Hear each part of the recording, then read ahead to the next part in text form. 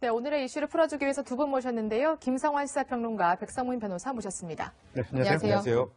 네, 들으신 것처럼 이영학의 딸이 지금 법원에서 영장 실질 심사를 받고 있습니다. 앞서 10시 30분쯤에 법원에 출석하는 모습을 저희 채널A 카메라가 포착했는데요. 그 영상 먼저 보고 얘기 나눠보겠습니다. 두 번째 구속영장 실질 심사인데 혹시 신경 있으세요? 큰아빠 집에서 지냈는데 어려운 적 있었나요? 혹시 뭐 피해자 그 친구한테 할 말 있으세요?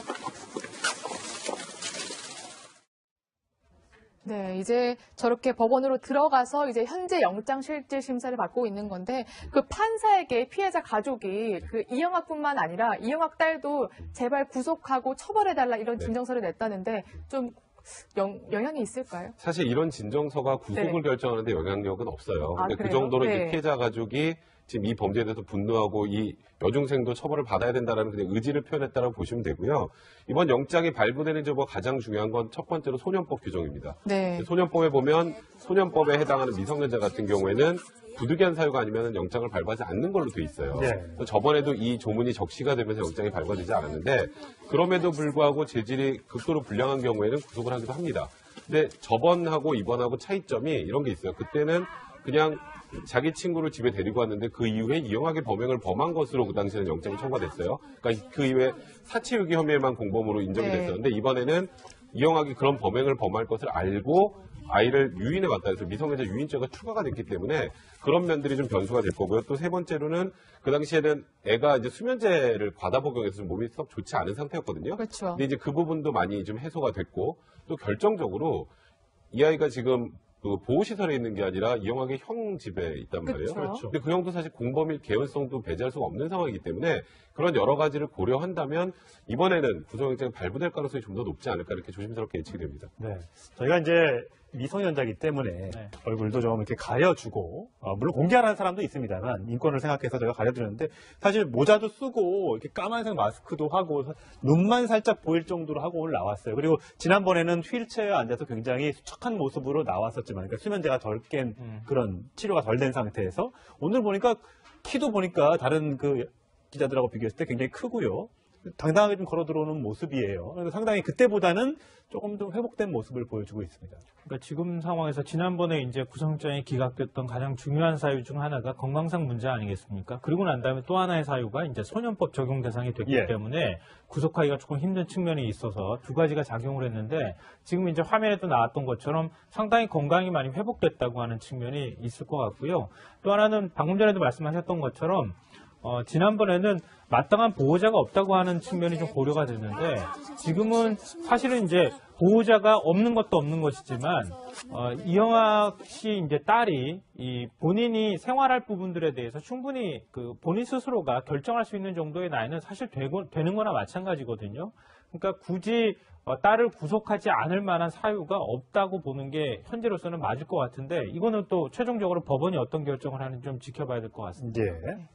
그동안은 좀 자신이 어떤 일을 했는지 몰랐을 테지만 그 친형집, 이영학의 형 집에 머무르면서 뉴스도 많이 접하고 그 형의 이야기도 들었을 것 같은데 좀 이영학 딸의 신경 변화라든가 그런 것도 좀 있을 것 같다는 생각이 듭니다. 사실 이번 사건의 네. 가장 핵심 증거라고 할 수 있는 게 바로 이영학의 딸이에요. 네. 그러니까 지금 우리가 아직 확인이 안 되는 부분이 있습니다. 본인의 친구를 데리고 와서 그 다음에 뭔가 추행을 하려다가 죽이고 그 이후에 사체 유기한 것까지였는데 그 추가로 나온 게 이제 아내의 사망과 관련해서 이영학이 과연 뭐 폭행을 해서 도주하는 과정에 그쵸. 사망을 한 것인지 아니면 정말 순수하게 투신해 자살한 것인지 지금 알려지지 않았는데 그 부분과 관련해서 영상을 보시면 투신 직후에 이영학이 뛰어내려오는 장면이 있어요. 네. 그때 딸이 같이 내려오거든요. 그렇죠. 딸도 현장에 같이 있었던 거예요. 그러면 본인의 엄마가 어떻게 죽었는지를 본인 눈으로 목격을 한 거란 말이에요. 그렇기 때문에 이영학의 부인 사망과 관련한 좀 의혹을 해소하는데 이 딸의 입이 가장 중요한 그런 지금 역할을 하기 때문에 사실 구속을 뭐 수사의 필요 때문에 하면 안 되겠지만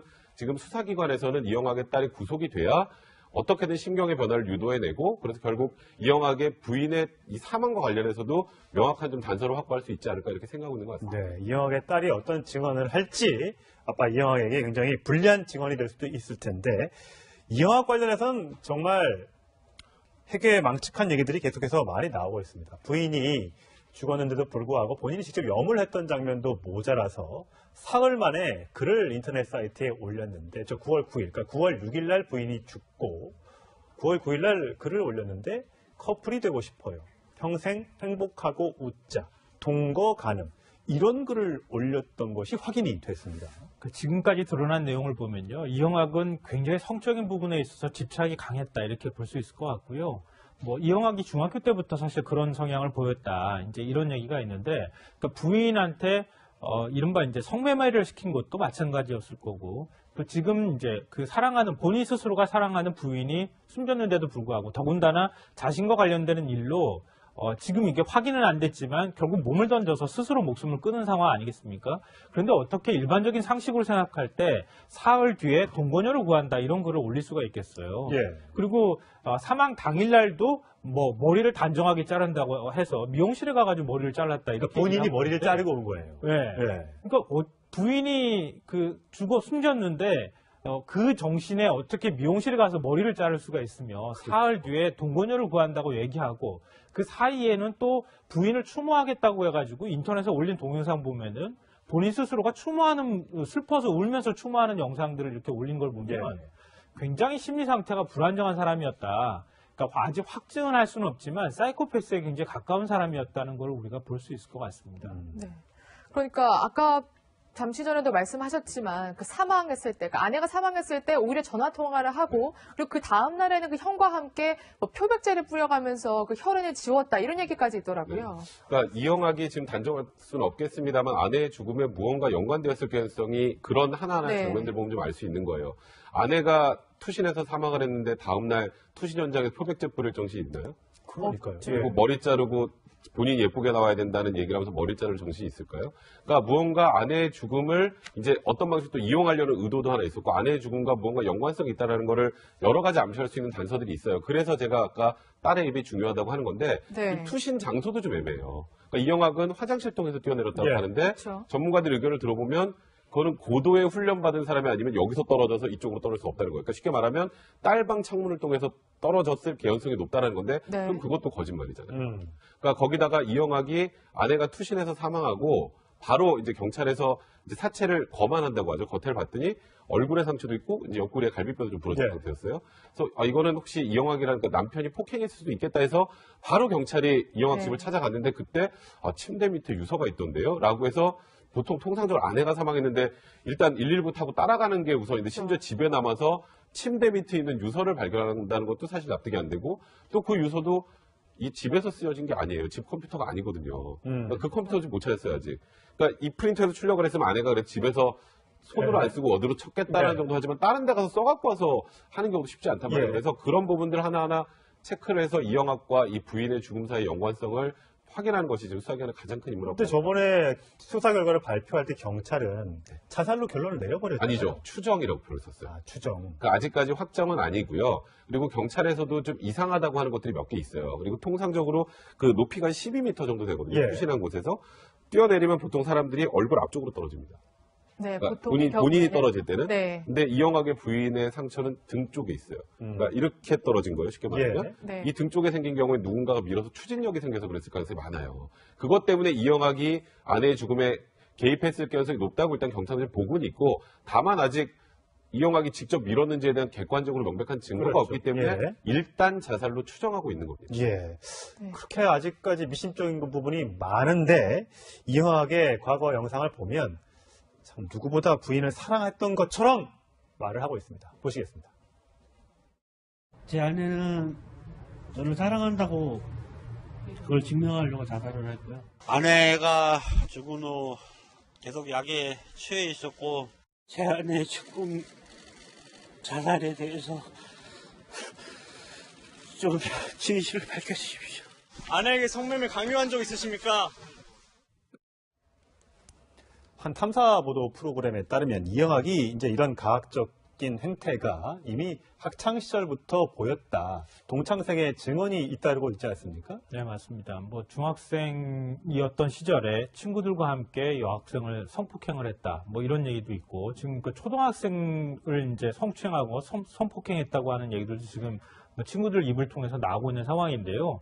뭐 지난번에도 이제 그런 얘기가 잠깐 나왔지만, 당시에 이제 그쪽에 수사를 담당했던 분 얘기가 이영학이 중학교 때부터 굉장히 좀 특이한 성향을 보였었다고 하는 점들이 얘기가 있었어요. 네. 그러니까 성적인 부분에 지나치게 집착하는 경향이 나타났고, 또 그 성향이 그대로 유지가 됐다고 하면은 지금은 오늘날 사건하고도 거의 연결이 되는 측면이 좀 있지 않을까 싶은 생각이 들어요.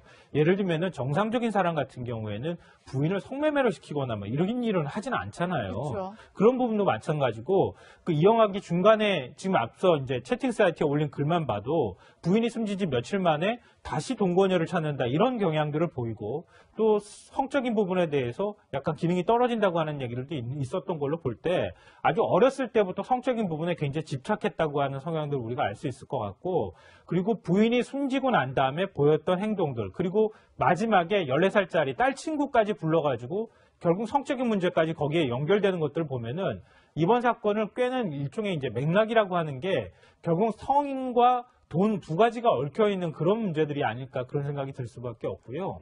제가 최근에 이영학과 관련되어 있는 사건 문제에 있어서 도저히 이해가 안 된다. 어떻게 이렇게 상식적인 것하고 이게 조합이 안 되는 것인지 잘 모르겠다, 이렇게 얘기를 하니까 한 분이 그런 얘기를 하는 거예요.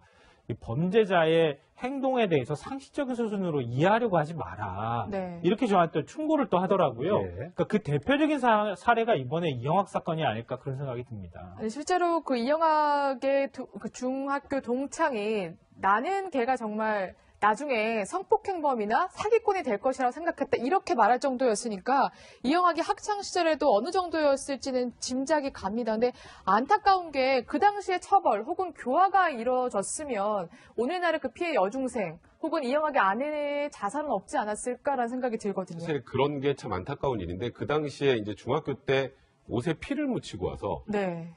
뭐 자기가 누구누구를 성폭행해서 묻은 피다라고 자랑을 하고 다녔던 게 학교로 들어가서 예. 학교에서 알려서 이제 이 부분을 퇴학을 시키려고 하다가, 그 당시에 어떤 이유인지 모르겠습니다만 그 학교의 교장 선생님이 퇴학은 안 된다라고 해서 계속 학교를 다녔었다고 해요. 그 당시에 이영학이 지금은 뭐 본인이 가난하고 모금을 해야 되고 이런 표현을 쓰는 그런 사람이지만 그 당시 굉장히 부유하게 자랐다고 하더라고요. 그래서 그렇죠. 혹여라도 그런 부분들 때문에 그게 묻힌 게 아닌지, 사실 그런 부분이 굉장히 안타까운 것 같고, 일단 지금 이번 사건과 관련해서 이제 이영학의 범행 행태가 거의 대부분 드러난 상황에서, 사실 이영학은 제가 개인적으로 생각하기에는 사회에서 거의 영구적으로 격리해야 될 정도의 수준이 아닌가. 조금 전에 말씀하셨던 것처럼 조금의 상식도 연결이 되지 않는 지금까지 행동들이나, 그리고 이영학 같은 사람이 바깥에 있을 경우에 앞으로 잠재적 피해자들이 계속 나올 가능성이 많기 그쵸. 때문에 네. 이번엔 철저한 수사를 통해서 확실하게 엄벌에 처하는 그런 과정을 좀 보여줘야 될 것 같습니다. 네.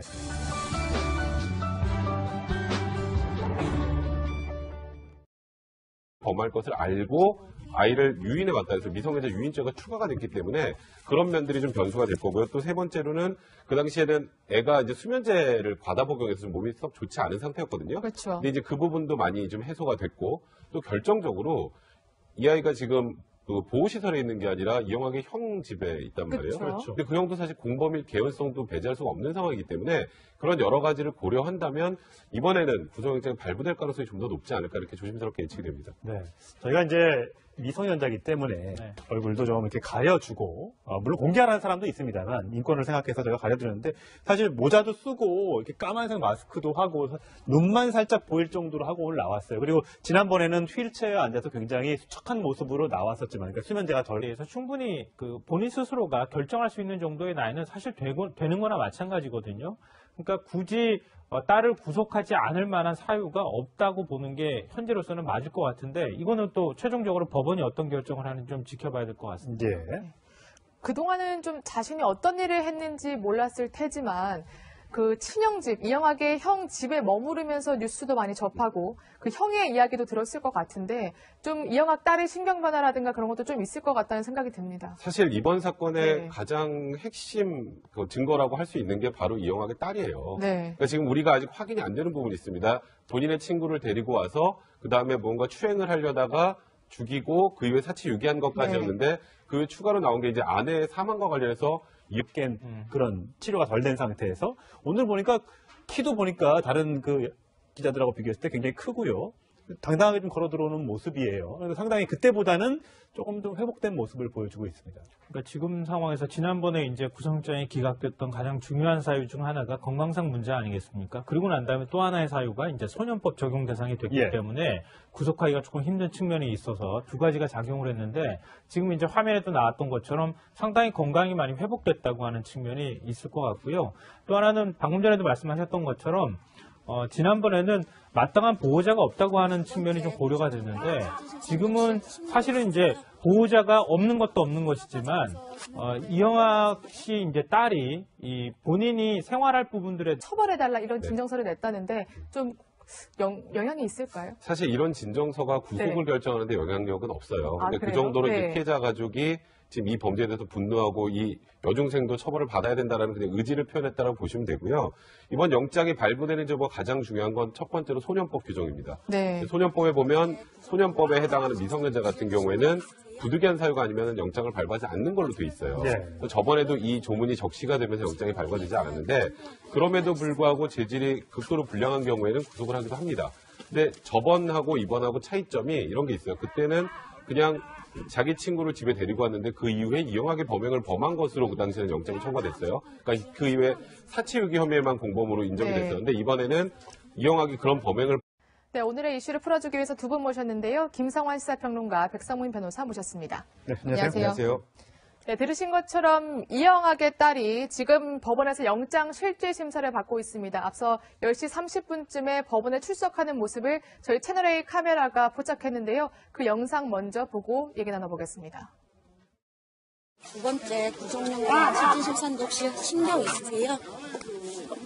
큰아빠 집에서 지냈는데 어려운 적 있었나요? 혹시 뭐 피해자 그 친구한테 할 말 있으세요? 네, 이제 저렇게 법원으로 들어가서 이제 현재 영장 실질 심사를 받고 있는 건데 그 판사에게 피해자 가족이 그 이영학뿐만 아니라 이영학 딸도 제발 구속하고